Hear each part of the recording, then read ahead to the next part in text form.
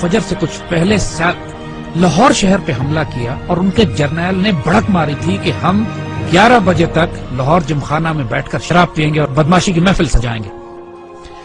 دشمن کی طاقت کا بھی پہلے اندازہ کیجیے۔ دیکھیے دشمن 5 گنا بڑا تھا آپ سے،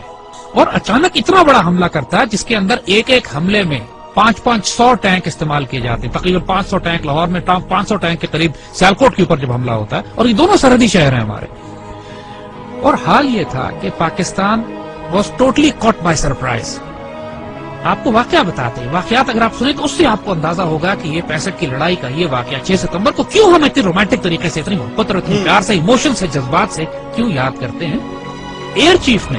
نور خان صاحب کی دلیری اور جرت دیکھیے، یہی پہ لیڈنگ فرام دا فرنٹ جسے کہتے ہیں، انہوں نے کہا کہ یہ سورٹیز نہیں جائیں گی جب تک میں خود نہ دیکھ لوں کہ یہ کتنی خطرناک ہے ہمارے پائلٹ۔ دنیا کی تاریخ میں پاکستان فوج ایک بیس واحد فوج ہے کہ جس میں آفیسر کیجویلٹی ریٹ سب سے زیادہ ہے، اس لیے کہ ہمارے آفیسرز آگے بڑھ کر لیڈ کرتے ہیں۔ پاکستان نیوی کے پاس ایک سبمرین تھی غازی، اور اس سبمرین نے دشمن کا ناکہ بند کیا ہوا تھا۔ اس زمانے میں تاریخ ناول اور کتابیں لکھی گئی کہ سومناتھ پر محمود غزنوی کے 17 حملوں کے بعد یہ 18واں حملہ، اور پاکستان کی نیوی آگے بڑھ کر سمندروں میں گئی، دوارکا پہ گئی، دوارکا کے قلعے کو تباہ کیا بومنگ کر کے، فائرنگ کر کے، شیلنگ کر کے، اور پھر نکل کر واپس آئی۔ میرے والد توپ خانے کے افسر تھے اور سیالکوٹ ہی میں مقیم تھے۔ سیالکوٹ سیکٹر پہ بالکل سرحد پہ ہمارا گھر تھا میرے، اور جب یہ جنگ شروع ہوتی ہے تو خاندانوں کو، عورتوں کو، بچوں کو وہاں سے نکلنا پڑا، تو اس میں ہماری والدہ ہمیں لے کر نکلی، اور یہ وہ وقت تھا کہ جب ہمارے گھر کے آس پاس توپیں لگی ہوئی تھی اور پاکستان کی فوج جوابی حملہ شروع کر رہی تھی سیالکوٹ سیکٹر پہ دشمن کے خلاف۔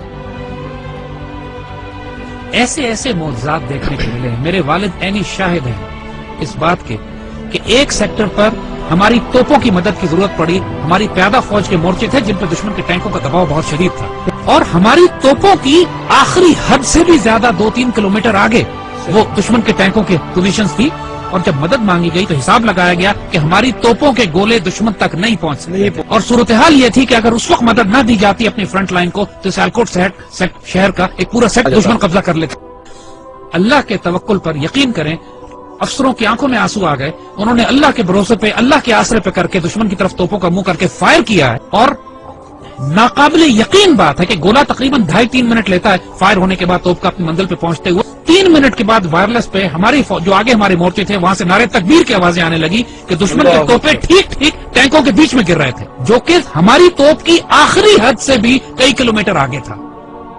نہ اس سے پہلے کبھی توپ نے اتنا دور فائر کیا، نہ اس کے بعد کبھی اتنا دور فائر کیا۔ اس موقع پر جب ضرورت تھی تو اللہ کی طرف سے تائید آئی۔